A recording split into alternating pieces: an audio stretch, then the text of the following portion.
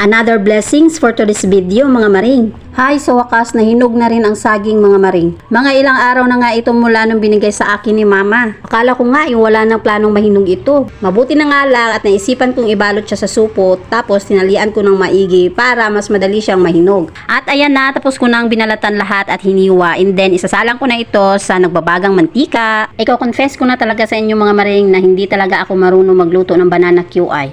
As in, hindi ako marunong mga maring. Ang alam ko lang talaga na iprito ito and then budburan daw ng asukal. Alam nyo ba, habang nagluluto ako, napapaisip ako kung alin ba ang uunahin, kung asukal ba o yung saging. Pero ang ginawa ko, inuna ko itong saging tapos pinirito ko muna bago ko binudburan ng asukal. Nung una mga maring ay okay naman siya, nagdikit-dikit naman yung konti yung mga asukal, pero sa kahulihan mga maring, tumigas na yung asukal kaya hindi ko alam kung tama ba itong ginagawa ko. Basta mga maring, oy, bahala na si Batman. Ang importante mga maring, mahalaga. Oo na, sasabihin nyo na naman, ba't di ka nag-search sa Google? So gusto kong pahirapan sarili ko bakit ba?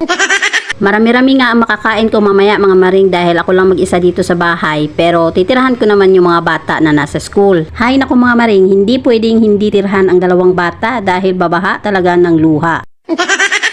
Habang naghihintay ako sa iba na maluto, pinicturean ko yung banana Q tapos sinend ko sa panganay ko. Tuwang-tuwa nga siya nung nakita niya ang picture mga maring at na-excite siyang umuwi kasi nga paboritong-paborito niya talaga itong saging. At dahil nga hindi tayo expert sa pagluluto ng banana Q, kaya yan ang kinalabasan mga maring. Yung asukal mga maring is buhay na buhay pa, hindi talaga siya nag-melt. Unlike sa mga ibinebenta doon sa kanto is talaga yung asukal ay nagme-melt, pero sa akin mga maring ay ewan. Pero no problem mga maring kasi kami lang naman ang kakain nito at saka hindi rin naman namin ito ibebenta. Syempre, pagkatapos ng merienda, ang kasunod niyan, yung totoong pagkain na talaga. Laking pasalamat ko talaga sa aming kapitbahay mga maring dahil meron silang malunggay. Mga ilang minuto ay luto na nga itong ating gulay kaya kumuha na ako ng sili sa aking hardin. Mas masarap kasi ang sabaw mga maring pag may sili talaga. Hinugasan ko na nga and then nilagay ko na sa aking mahiwagang sabaw. O diba mga maring, pinisa-pisa ko na yan and then gora na. At dahil nga anli papaya tayo dito, bukod sa ulam na papaya, meron din tayo panghimagas na papaya.